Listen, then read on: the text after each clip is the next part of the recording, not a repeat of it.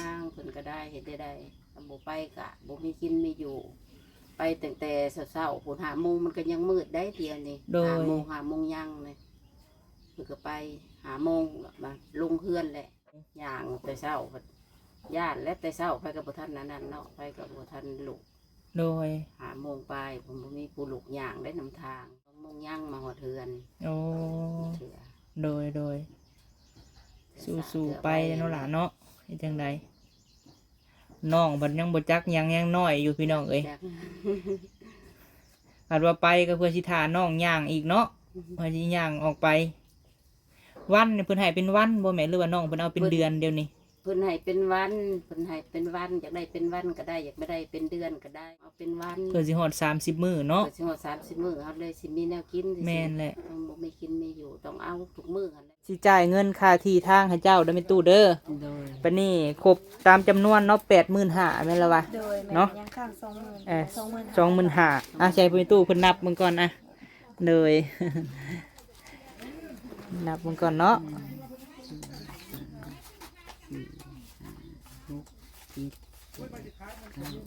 25,000เด้อนี่จ่ายมาจ่ายเรียบร้อยเนาะโดยนี่เสร็จแล้วอันนี้ใบซื้อขายเพิ่นพี่น้องเอ้ยจักเดือนก็ประมาณจ้ะวะประมาณ 4-5 เดือนโอ้4-5 เดือนโดยจังได้ใบตาดินขอบทองเพิ่นว่าซองให้แม่ตู้ใส่อันนี้ไว้นะอันนี้เก็บไว้บ่อันบ่โซโอ้นี่เนาะเก็บไว้จ่ายเรียบร้อยวันที่19 เดือน5 2025ว่าจ่ายครบแล้วเนาะ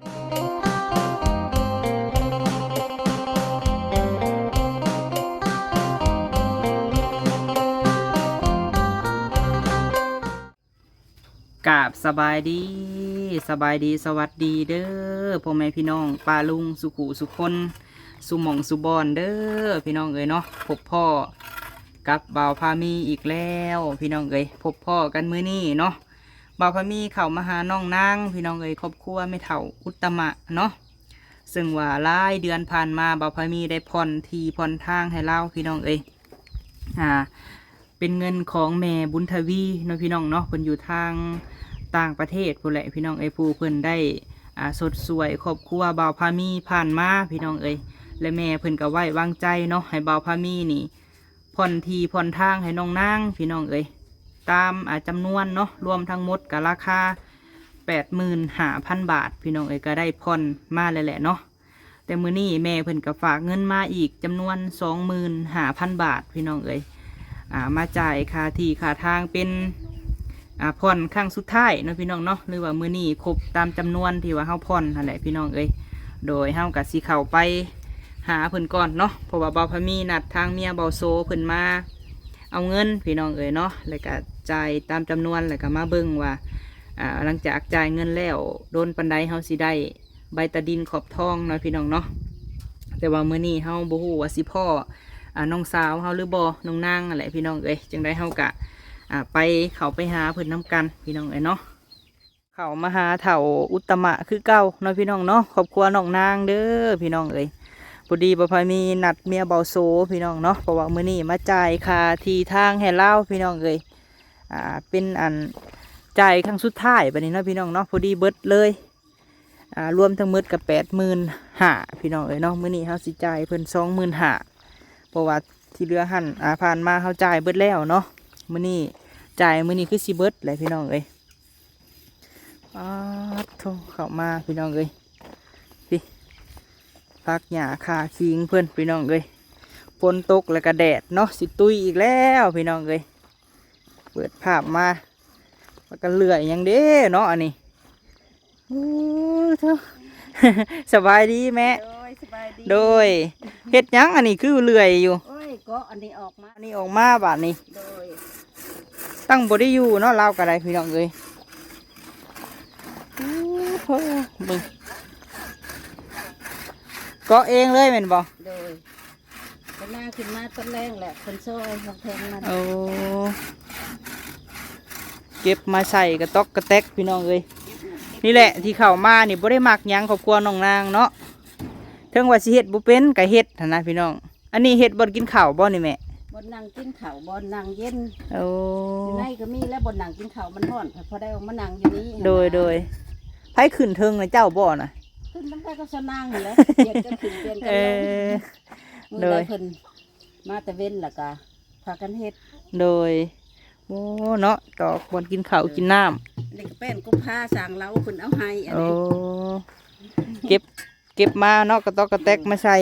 เก็บหันเก็บนี่ คือบ่ใส่เสื้อแขนยาวบ่ฮ้อนบ่ มันฮ้อนหั่นเลยจะแก้ เอ้า เออโอ้ ฮ้อน เราก็เฮ็ดคือผู้ชายนี่พี่น้องเอ้ยธรรมะระวังได้แม่เอ้ยขึ้นเทิงอันนี้ฮะคอยขึ้นได้ มันบ่สูงปานใดอากาศบ่ปานใดดอกมัน เออ สูงเขาก็ออกมาเขาไปตัดไม้กับน้องนางเพิ่นมื้อซื่นนะ โอ้ แล้วก็ เอาเฮ็ดหยังนี่อีล่ะสบายดีลูก โดยใช้สายน้ำมันน้องมุกอยู่ไส ปัดเฮือนบ่ ปัดเฮือนหด อื อันนั้น มหดเฮือมันไงแล้วหดบ่ล่ะใช้หาน้องมุกอยู่ไส ที่ทางนอกน้ำ สบายดีล่ะ โอ้โหพี่น้องเอ้ย ปัดเฮือนปัดซานเนาะมาก็สะอาดสะอ้างคือเก่าพี่น้องเอ้ยมีเด็กน้อยอยู่แต่ก็สะอาดได้เฮือนซานเรา หอนเอาอันนั่งซะก่อนเนาะ ฮ้อนเด็ดแต่เช้า เออมานั่งน้ำไม่เท่าไม่ยาพี่ลูกมาพี่ อีหลาพอแล้วมาพี่ นั่งอยู่ใช้ก็ได้อยู่นอกก็ได้ค่ะมันเย็น เย็นมันแดดแล้วได้อยู่ เอ เนาะ อว้าหอนเอาอีหลีเนาะแม่เนาะ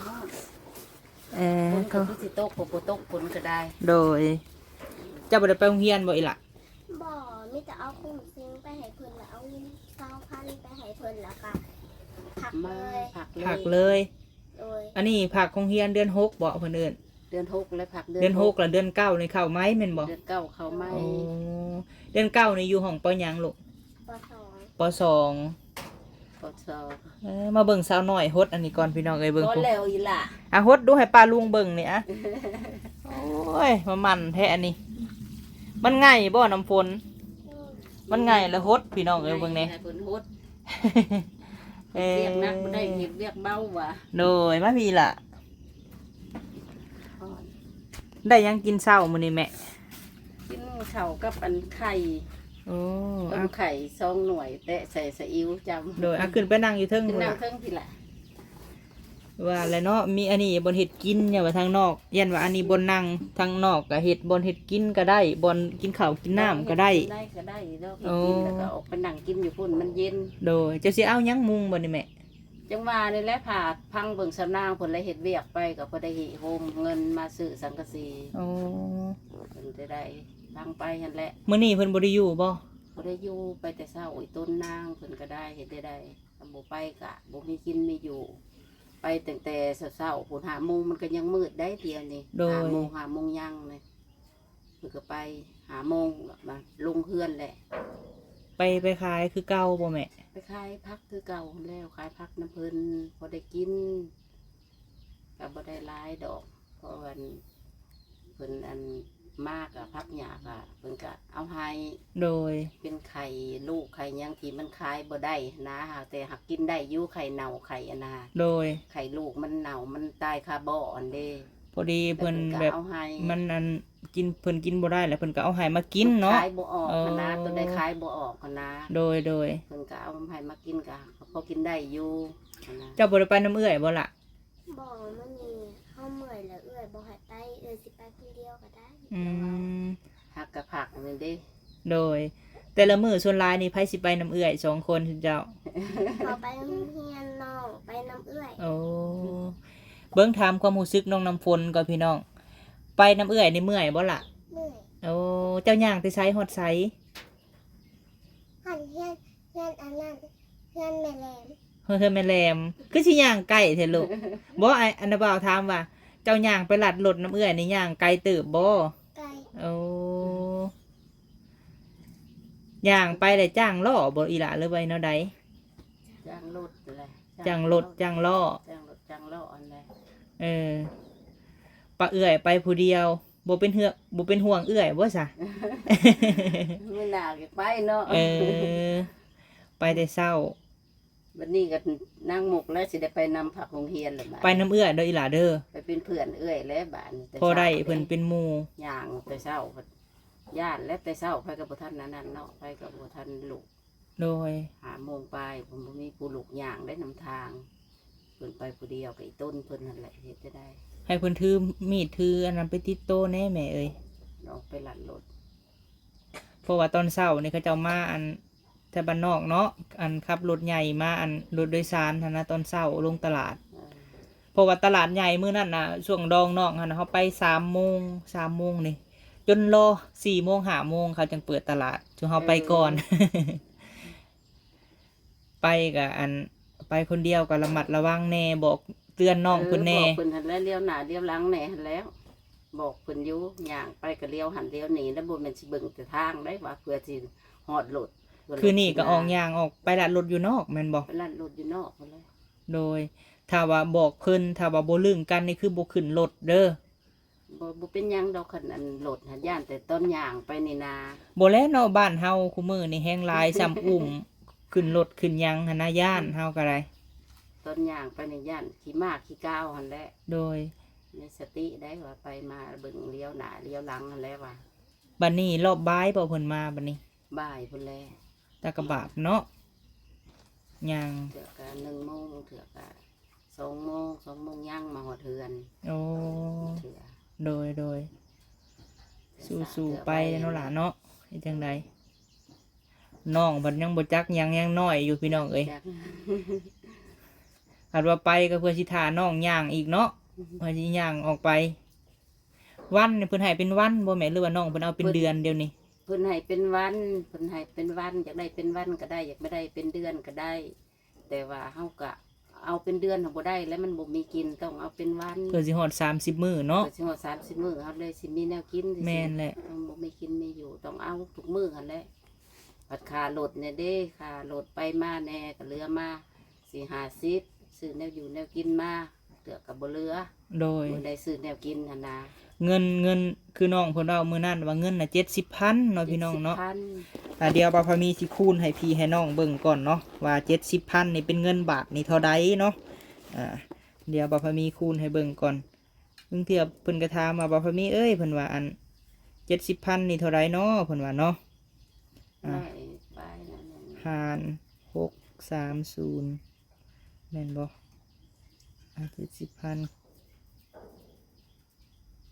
ใส่เบิ่งเด้อบ่าวพามีคูณก่อนหาร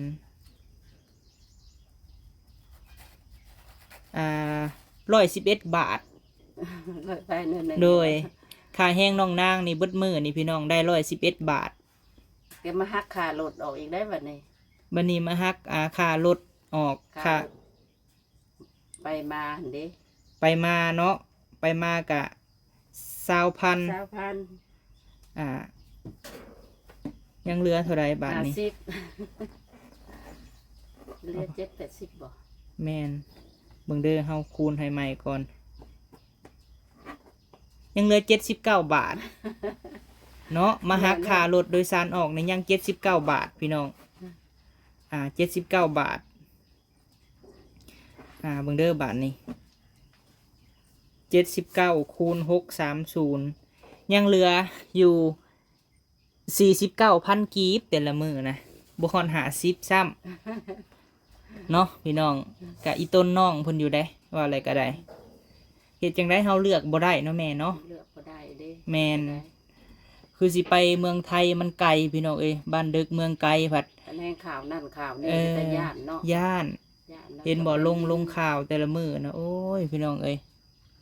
ย่านแล้ว วันนี้ภาระผัดยังมีอยู่เนาะ ละก็ยังมีอยู่ โดย ไปก็ดี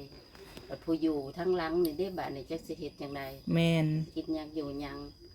สิไปในใดไปซื้อไปหาก็ดีหาแนวมากินมาอยาก โดยอดเอาเนาะอีหล่าเนาะจักอีกจัก4-5 ปีก็พากันใหญ่แล้วบัดนี้ คันพวกนี้ใหญ่ไปก็สิไข่ดอก แม่น เบาไป เป็นอะไรผู้น้อยนะแม่ลืมถาม ผู้น้อยก็อยู่หั่นแหละเที่ยวอันตกแต่เตียง เออ แต่ว่าเตียงก็สูงกว่านี้แหล้วเขามันไป เออ ได้มันบืน บ่ได้มาใกล้เลย บ่ได้มาแต่เขาบ่ได้มาได้ เออตั้งแต่หันอยู่อันตูบ เก่าพุ่นอันว่าเมื่อหันแล้วเลยแม่นบ่ แล้วเลย เออดีแหละแม่เอ้ย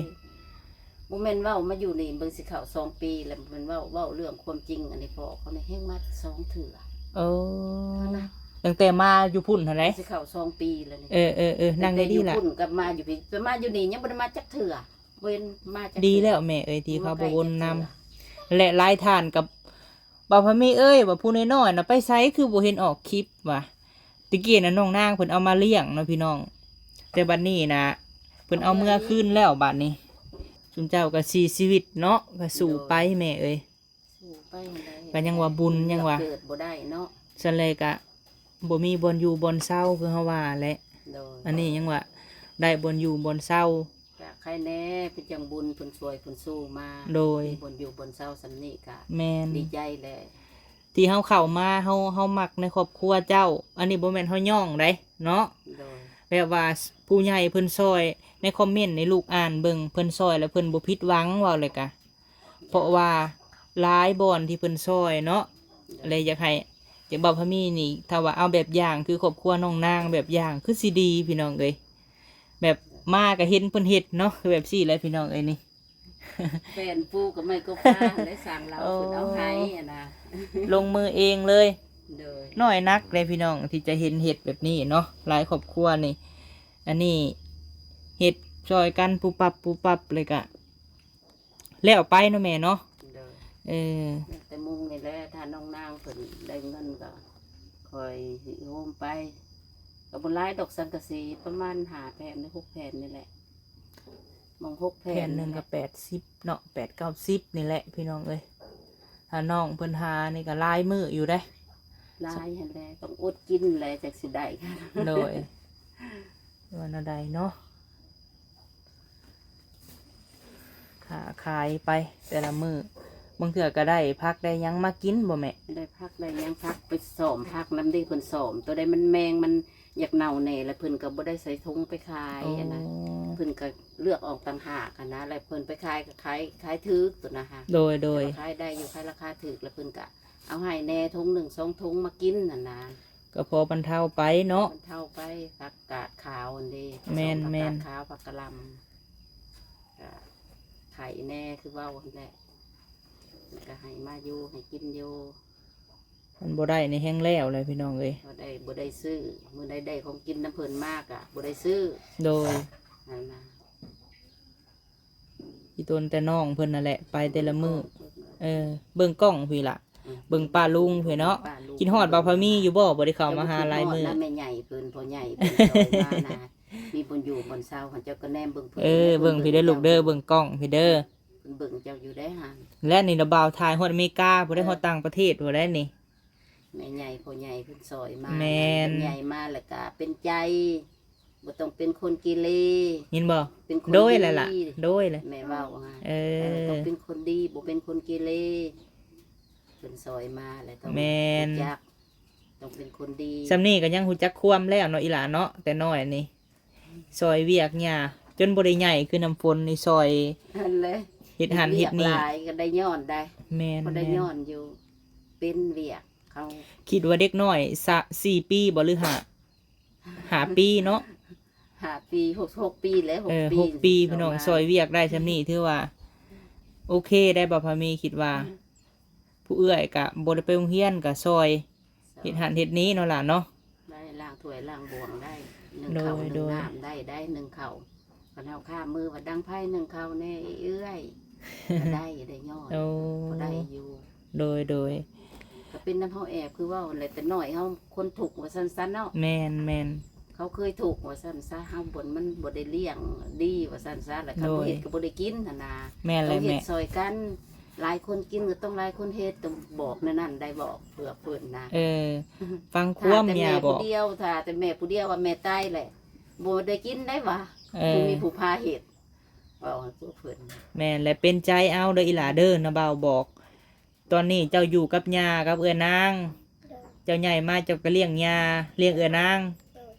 เจ้าบ่อีต้นเอื้อยบ่หาเพิ่นย่างไปตลาดผู้แต่ละมื้อ หาเงิน ผู้ดียว เพื่อสิได้50ลูกเอ้ยลำบากคือหยังนี่ ลำบากเลย เราก็อายุ14 15 16เนาะเราก็16 17 17เด้ เป็นแม่ย่าแม่ยิ่งจำไปอันกลางจำมากลางคืนและหาโมงมันก็ยังเศร้าอยู่ หาโมงยังเศร้าเลยหาโมงยังเพิ่นไป โดย หาโมงยังไปเลย เอาซะเฮามามื้อนี้เนาะแม่เนาะกะทางแม่บุญทวีเพิ่นเด้อเพิ่นฝากเงินมาให้จ่ายค่าที่ให้แม่ โดย พอดีเบิดมื้อนี้แหละค่าที่เจ้า โอ้ กะ ดีใจแหละ อันจังไดเนาะก็หลายเดือนเติบเป็นจังบุญจังกุศลพี่น้องเอ้ยแม่เพิ่นก็ได้ผ่อนที่ให้จนแล้ว จนแล้ว 85,000มื้อนี้เฮานัดเมียบ่โซเพิ่น เนาะ เอาเดี๋ยวจังหน่อยเพิ่นมาแล้วเฮาจังถ่ายให้พี่ให้น้องเบิ่งอีกครั้งเนาะแม่เนาะ โดย เรามาเลยสบายดีสาวน้อยเด้อ อะไรยืมบิ๊กเลย อันน้องนางเพิ่นบ่อยู่ก็บ่เป็นหยังเนาะสาวน้อยเนาะ เนี่ยจะไป โอ้ ทำมุกซื้ออะไรล่ะซื้อมุกเนี่ยไปยัง โอ้ทางบ่าวโซเนี่ยโอ้ตามตัวยากกะลีสบายดีเด้อ เนี่ย โดยเผ็ดหน้าบ่สาวน้อยจังน่ะ โดยแม่นเลย โอ้เนาะ เฮ็ด ไป ลาย มา นี่ ดา ย่างคนบ่สิไปด หวานเอา หวานเอาบ่ ยืมเลยนะเหมือนกันนะ19 ำเก้ามัน เขียนใช้วางนี่เลยก็ได้นี่วางกันต้นข้างหน้าต้นเดียวใจครบแล้วมุกนี่เลยนี่เด้เป็นนวลเนียนเด็ดเดี๋ยวเขียนใส่ยังนี้รถเลยวันที่เท่าไหร่มันนี่ก็ใช้รถเขาหัวที่3มันบ่มีแล้วนี่เช่นฮะ พอดีครบเลยมื้อนี้เนาะ อย่าพักหน่อยเด้ ยังใส่สี ผักเลยผักโรงเรียน เอาเพิ่นคำหูก็ใส่สินแล้ววะเป็นที่จังมุกก็สินก็บ่ได้ เขาเคยทุกคน เขาจะมาบ่พักเนาะเขาจะบ่หูว่าเซ็งเนาะ บ่เขาเจ้าอันของไงเขาเจ้าเสงเลย อ๋อ ใส่ครบแล้ว โดย แต่เอาให้แม่ถือไว้เลย โดยจ่ายครบเรียบร้อยโดนบ่ได้ใบตาดินในซาว อันเอกสารเอาประดัดแก่เฮาก็คือมามื้อนี้พอเป็นอันบ่ได้ยืนใบยืนไสญาติเนาะมีแต่อีกประมาณ5เดือน ประมาณ5เดือน 5เดือน โอ้ เดือนเลยเวลาบางทีก็ก่อนหา คือของเขาอันนี้ได้ซะแต่เฮิงแล้วแม่นบ่ แม่นแต่โดนเลยมันดึงเวลาเลยสัก อ๋อ 2 ปีปลายกับ2 ปี มีแต่ว่าคันใบตาดินออกมามื้อใดได้เจ้าบอกเพิ่น แม่น อ๋อ แต่ หรือว่าบอกข้อยก็ได้เนาะ อมาหายเพิ่นคือกันในใบตะ โอ้ ดิน ของเขาของอันนั้นก็ตะกี้พุ่นแม่นบ่ แม่นตะกี้ โอ้ แบบปีปลาย2 ปีแล้ว โดน เออ แล้วก็อยากได้แล้วก็น้ำอยู่แต่ว่าเฮาก็น้ำมันให้ได้ยากขนาดนั้นแต่สร้างมันก็บอกมาก็ โดย เฮ็ดบ่อันน่ะ เพื่อสิได้เนาะ ถ้าก็ได้ แบบ เขาจะมาเอา ต้องรอประมาณ3-4 เจ้าหรือว่า2-3 เจ้าแม่นบ่จังออกมาบ่ กับบ่แม่นแบบนั้นดอกไว้เอกสารสลายสิอันเฮาเงินเขาไปบางทีก็มัน ข้างลายโอ้ทมกันไว้เนาะว่าแล้วก็ เอกสารมันหลายได้บ่ตัวเมืองสวรรค์ โดยมีแต่ว่าอันใบอันซื้อขายนี่ให้เพิ่นเก็บไว้บ่ แม่ถือไว้แบบแล้วได้ใบตะดินมาเฮาเอาใบตะดินมาให้ โดย ก็เลย อยู่ได้ครอบทองเรียบร้อยแม่นบ่ แม่นแบบความเรียบร้อย อันถามอีกก่อนยังอยู่บ่ทีนี่ ทีเนี่ยบอกแต่ยังเพิ่นก็ยังอยากได้พอโดนัทก็ยังอยากได้เองอยู่เดี๋ยวนี้ โอ้ยันว่ามีแน่นะเนาะเฮาก็สิจ่ายเงินค่าที่ทางให้เจ้าเด้อแม่ตู้เด้อ โดย บัดนี้ครบตามจำนวนเนาะ85,000แม่นละวะ โดยแม่ เนาะ ยังข้าง 25,000ใช้แม่ตู้เพิ่นนับมึงก่อนนะเลย นับมึงก่อนเนาะ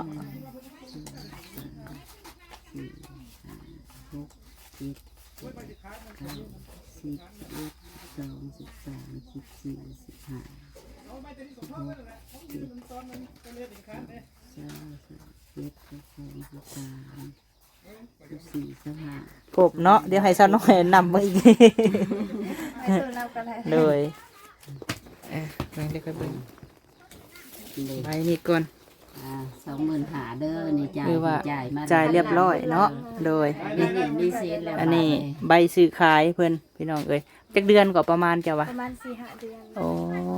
4-5 เดือน โดยจังได้ใบตาดินขอบทองเพิ่นว่า เอาซองให้แม่ตู้ใส่อันนี้เลยนะ อันนี้เก็บไว้บ่อันบ่โซโอ้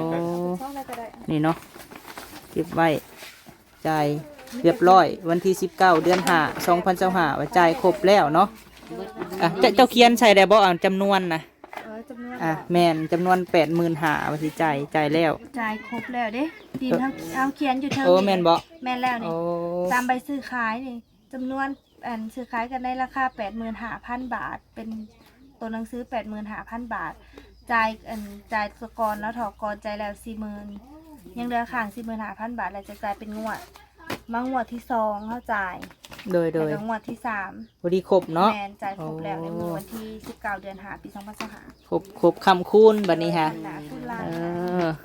เอามีแต่ถาใบตาดินค่ะเพิ่นมามื้อใดเพิ่นกะโทรหา แม่น โดย แต่ประเด็นเฮาโทรหา แมน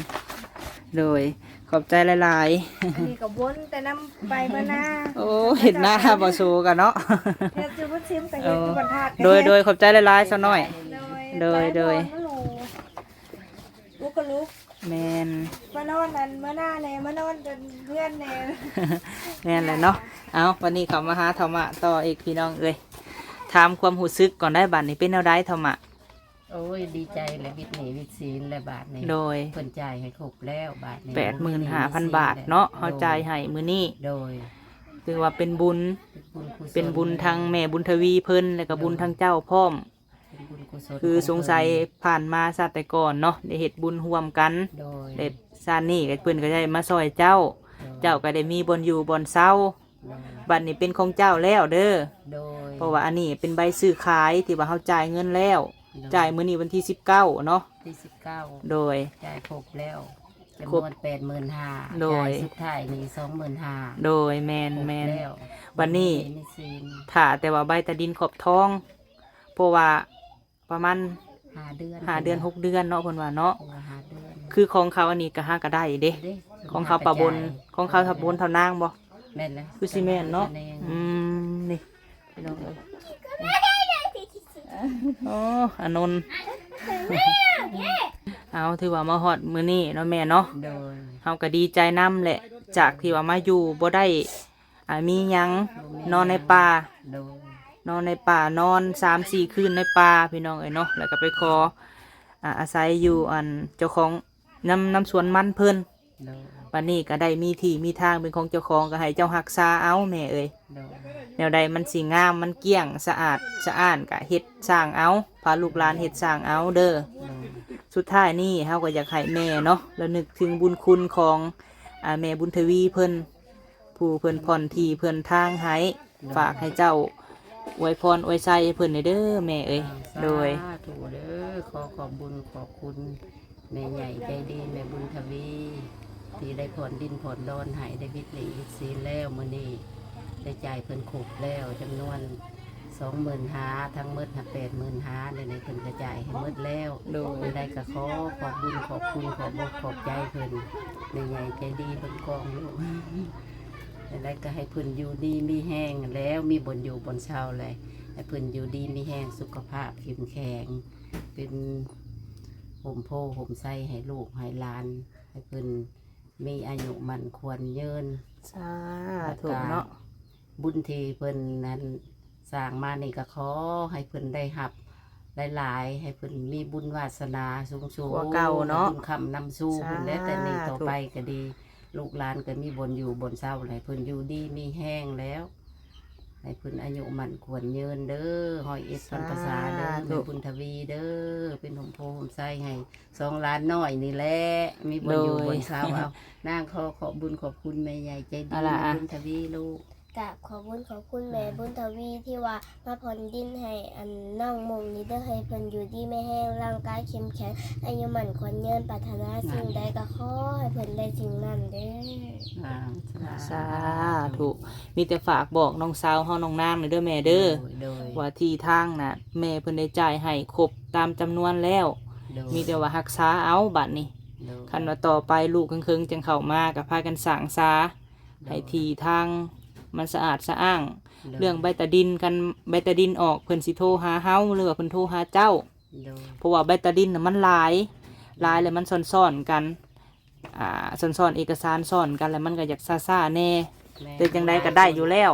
โดย เพราะว่าเขาเท่านางเขาอันนี้ก็หาก็ได้ ก็ เด้ ได้มื้อนี้ค่ะ โดย เอาเนาะจังได้เฮาก็สิได้ขอจบคลิปเด้อแม่เด้อ โดย อยู่ดีมีแห้งเด้อล่ะเด้อโดยสบายดี มาโอเคพี่น้องเนาะคลิปนี้บ่าวพะมีก็ขอบบุญขอบคุณ ทางแม่บุญทวีหลายๆเด้อแม่เอ้ยที่ว่าได้ผ่อนที่ทางให้น้องนางเพิ่นสำเร็จเรียบร้อยเนาะตามจำนวนราคา 85,000 บาทพี่น้องเอ้ยแม่เพิ่นก็ผ่อนให้เนาะมื้อนี้จ่าย 25,000 บาทพี่น้องเอ้ยครบตามจำนวนเนาะส่วนว่าใบตาดินพี่น้องเอ้ยเพิ่นว่ารออีกประมาณ5-6 เดือนเนาะพี่น้องเนาะก็สิออกมาแล้วเพิ่นสิเอามาให้เพราะว่าเพิ่นก็หาก็ได้พี่น้องไอ้แถวนี้ก็ได้เนาะจึงได้ขอบบุญขอบคุณทางแม่บุญทวีหลายๆเด้อแม่เอ้ยขอให้แม่อยู่ดีมีแห้งพอด้วยความสุขความเจริญเนาะสุขกายสบายใจบ่ว่าแม่ทำธุรกิจการงานครอบครัวแม่ค้าขายอันใดก็ขอให้ราบรื่นบ่ให้ของบ่ให้ค่าเด้อเนาะที่ว่าไว้วางใจลูกพามีเป็นสะพานบุญให้ว่าจากคลิปนี้พี่น้องเอ้ยสิได้ขอจบคลิปก่อนเด้อเนาะพบพ่อกัน